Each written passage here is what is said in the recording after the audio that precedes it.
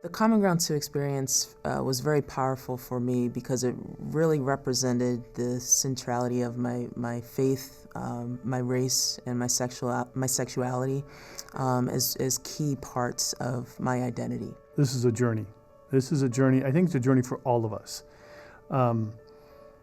It brings out the best in sports, and that sports is a common language here in our culture, and it's bringing people together of different faiths, different beliefs, different values to talk about subjects that are very important, that are core identities for the people involved.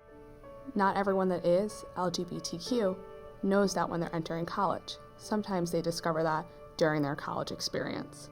How can we still create that safe space for them?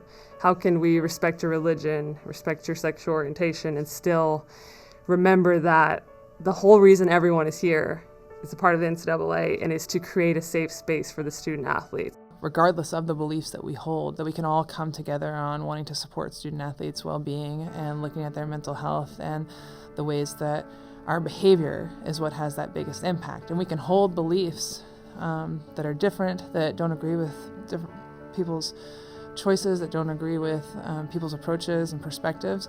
Those can all be different, but it's the way that we behave, the way we interact with each other that really has a big impact on how safe someone feels and the extent to which someone's able to focus their energies on their experiences as a student athlete or a coach or whatever their role is in athletics.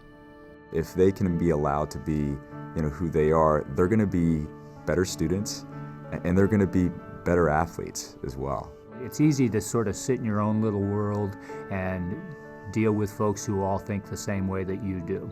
And to be willing to step out of that box and interact with folks from a different box and realize that in many ways we're really much more alike than we are different.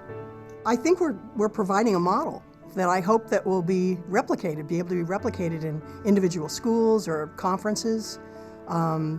And what we're doing is we're being role models for how to have this conversation when there aren't too many role models out there.